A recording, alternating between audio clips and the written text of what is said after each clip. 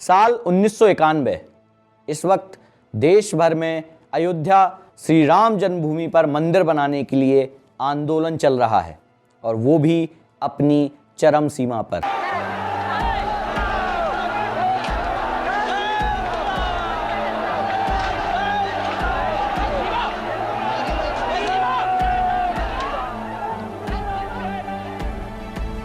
ऐसे वक्त में 18 सितंबर 1991 में एक कानून देश के सामने आता है।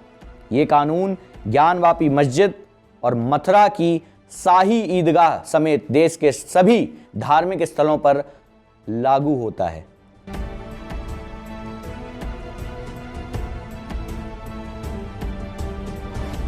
उन्नीस सौ 1991 में बाबरी मस्जिद के विध्वंस से पहले बने इस कानून को समझे बिना ज्ञानवापी विवाद को ठीक से नहीं समझा जा सकता। तो आगे चलते हुए समझने की कोशिश करते हैं कि क्या है इस देश का वो कानून जो ज्ञानवापी और ईदगाह मथुरा को आसरा भी दे सकता है।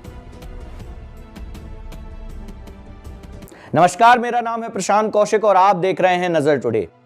साल 1990 में बीजेपी के नेता लाल कृष्ण आडवाणी देश भर में रथ यात्रा पर निकले थे। बिहार में उनकी गिरफ्तारी हुई। उस साल कार सेवकों पर गोलियां भी चलीं। पूरे देश में, खासतौर से उत्तर प्रदेश में सांप्रदायिक तनाव उबाल पर था। ऐसे वक्त में 18 सितंबर 1991 में यह कानून बनकर सामने आया। उस वक्त केंद्र में नरसिम्हा राव की सरकार ने संसद से उपासना स्थल कानून पारित कराया था। उपासना स्थल कानून कहता है कि भारत में 15 अगस्त 1947 को जो धार्मिक स्थान जिस स्वरूप में था वह उसी स्वरूप में ही मौजूद रहेगा। इसकी स्थिति में कोई भी बदलाव नहीं किया जा सकेगा। ये कानून ज्ञानवापी मस्जिद और मथुरा की शाही ईदगाह समेत देश के सभी धार्मिक स्थलों पर लगातार लागू होता है। तब उमा भारती सहित बीजेपी के कई नेताओं ने इस कानून पर जमकर विरोध प्रदर्शन भी किया था। उन्होंने कहा था, इस तरह का कानून बनाकर हम ऐसे अन्य मामलों पर आंखें नहीं मूंद सकते, यानी चाहे वो अयोध्या हो, ज्ञानवापी हो या मथुरा की शाही ईदगाह। इस कानून का सेक्शन 3 कहता है कि कोई भी व्यक्ति किसी धार्मिक संप्रदाय या उसके किसी अनुभाग के पूजा स्थल के स्वरूप में किसी प्रकार का कोई भी परिवर्तन नहीं कर सकता। इस कानून के सेक्शन 4A में लिखा है कि यह घोषित किया जाता है कि 15 अगस्त 1947 यानी जब देश आजाद हुआ था उसके बाद मौजूद उपासना स्थल का धार्मिक स्वरूप वैसा ही रहेगा जैसा उसके पहले बना हुआ था या उसी दिन पर था।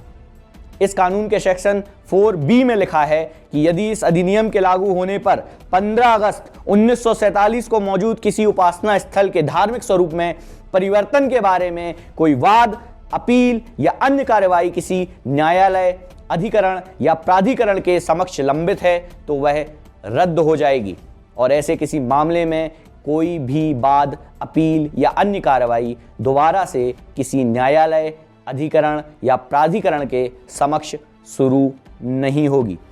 इस कानून के सेक्शन 5 के तहत अयोध्या विवाद को इससे अलग रखा गया है क्योंकि यह मामला आज़ादी से पहले से अदालत में लंबित किया गया था। इसका एक और अपवाद वो धार्मिक स्थल हो सकते हैं जो पुरातत्व सर्वेक्षण विभाग के अधीन आते हैं और उनके रखरखाव के काम पर कोई रोक टोक नहीं है। साल 1991 से पहले भी ज्ञानवापी मस्जिद को लेकर लगातार विवाद था, जिसमें से सबसे अहम विवाद था साल 1809 में हुआ, जिसकी वजह से सांप्रदायिक दंगे भी उस समय होने लगे थे।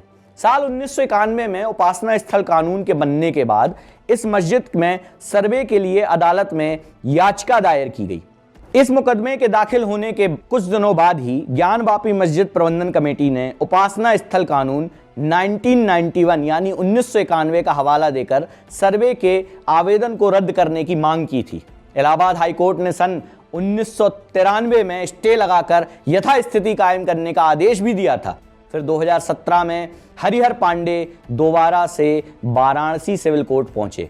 इस दौरान सुप्रीम कोर्ट के किसी दूसरे मामले में रूलिंग दी गई थी कि कोई भी स्टे ऑर्डर 6 महीने से ज़्यादा वैध नहीं हो सकता। हरिहर कोर्ट तो पहुंच गए और 6 महीने के बाद स्टे ऑर्डर का रिन्यू किया जाना जरूरी था। सुप्रीम कोर्ट की इसी रूलिंग को आधार बनाकर हरिहर पांडे ने ज्ञानवापी के स्टे ऑर्डर की वैधता पर सवाल उठाया। वे साल 2019 में वाराणसी सिविल कोर्ट में फिर से याचिका लेकर पहुंचे और इस बार उन्होंने मस्जिद परिषद के सर्वे की मांग को भी इसमें जोड़ दिया। इस मामले में सुनवाई शुरू हुई। इसकी सुनवाई के बाद मस्जिद परिषद के पुरातत्व सर्वे की मंजूरी दी गई, लेकिन मस्जिद पक्ष दोबारा से 1991 कानून को आधार बनाकर हाईकोर्ट पहुंचा और इस सर्वे पर हाईकोर्ट ने रोक लगा दी। हरिहर पांडे वाली याचिका अब भी इलाहाबाद हाईकोर्ट में है और इस पर कोई कानूनी निर्णय अभी तक नहीं हो सका है। तो फिर साल 2021 में फिर से ज्ञानवापी का मामला कोर्ट में क्यों पहुंचा? बात है 18 अगस्त 2021 की। इस दिन 5 महिलाओं ने बनारस की एक अदालत में एक नई याचिका दाखिल की थी। इन महिलाओं का नेतृत्व राखी सिंह कर रही हैं, जो दिल्ली की रहने वाली हैं। बाकी 4 महिला याचिकाकर्ता बनारस की ही निवासी हैं। इन सभी की मांग है कि उन्हें ज्ञानवापी मस्जिद के परिसर में मां श्रृंगार गौरी, भगवान गणेश, भगवान हनुमान आदि विशेष और नंदी जी और मंदिर परिसर में दिख रही दूसरी देवी देवताओं के दर्शन, पूजन और भोग लगाने की अनुमति दी जाए। याचिकाकर्ताओं का दावा है कि मां श्रृंगार देवी, भगवान हनुमान, गणेश और अन्य देवी देवता दशाश्वमेध पुलिस थाने में क्षेत्राधिकारी में प्लॉट नंबर 9130 में मौजूद हैं, जो काशी विश्वनाथ मंदिर से सटा हुआ है। अपनी याचिका में इन महिलाओं ने अलग से अर्जी देकर यह मांग भी की थी कि कोर्ट को अधिवक्ता आयोग यानी एडवोकेट कमिश्नर की नियुक्ति की जाए, जो इन सभी देवी देवताओं की मूर्तियों को सुरक्षित और सुनिश्चित स्थान पर पहुंचा सके। इसी मांग को लेकर जिला अदालत और बाद में हाई कोर्ट दोनों ने सही ठहराते हुए मस्जिद परिषद के निरीक्षण की कार्रवाई को मंजूरी दी है। इन महिलाओं की याचिका पर 8 अप्रैल 2022 को निचली अदालत ने स्थानीय वकील अजय कुमार को एडवोकेट कमिश्नर नियुक्त करके ज्ञानवापी परिसर का निरीक्षण वीडियो कैमरे के साथ करने के निर्देश दिए थे। वाराणसी की अंजुमन इंतजामिया मसाजिद ने एडवोकेट कमिश्नर की नियुक्ति और प्रस्तावित निरीक्षण को हाई कोर्ट में चुनौती भी दे डाली। हाई कोर्ट ने 21 अप्रैल 2022 को मस्जिद प्रबंधन की याचिका खारिज कर दी। महिलाओं की याचिका पर इस महीने ज्ञानवापी मस्जिद का निरीक्षण तो हुआ, जो 16 मई को पूरा भी हो गया। 17 मई को निरीक्षण की रिपोर्ट स्थानीय अदालत में दाखिल नहीं हो पाई और एडवोकेट कमिश्नर ने 2 दिन का समय मांगा। ज्ञानवापी मस्जिद के परिसर में निरीक्षण के खिलाफ मस्जिद प्रबंधन की याचिका पर सुप्रीम कोर्ट ने मंगलवार से कार्रवाई शुरू की जाएगी। इस बीच ज्ञानवापी में बहुत कुछ घट चुका है। बनारस बाबा विश्वनाथ कॉरिडोर बनने के बाद से ही इसकी मांग लगातार तेजी से उठाई जाने लगी थी कि ज्ञानवापी मस्जिद के अंदर आखिर मस्जिद नहीं मंदिर ही है, चूंकि वहां पर नंदी जी का सिर जो है शिवलिंग के सामने पाया जाता है। हिंदू देवी देवताओं की पौराणिक कथाओं में ऐसा कहन है कि जहां भी नंदी का सिर होता है, जिस मुख की तरफ नंदी सिर करते हैं, वहां पर ही शंकर जी का वास होता है। अब हिंदू पौराणिक कथाओं की माने या फिर मस्जिद परिषद और उनके द्वारा की गई याचिकाओं की सुनवाई कोर्ट किस प्रकार से करती है, ये तो कोर्ट की कार्रवाई पूरी होने के बाद और आदेश आने के बाद ही साफ हो सकेगा। लेकिन जो उपासना स्थल कानून है, क्या वो ज्ञानवापी और मथुरा की शाही ईदगाह को बचाने का एक आखिरी प्रयास कर सकता है?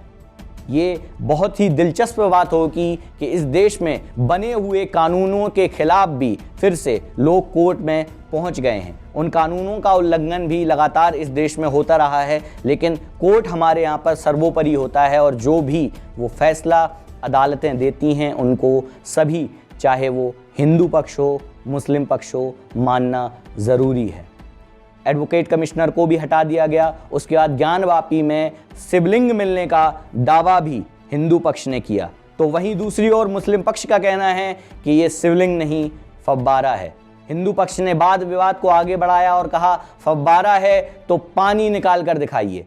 अब पानी निकाल कर मुस्लिम पक्ष दिखाता है या नहीं, उस पानी की बात कोर्ट मानता है या नहीं, ये हाई कोर्ट का खुद का फैसला होगा। इलाहाबाद की बेंच जब इस पर फैसला सुनाएगी तो हम भी आपके साथ फिर से यहाँ पर मौजूद होंगे। तब तक देखते रहिए और बने रहिए नज़र टुडे के साथ। बहुत बहुत धन्यवाद।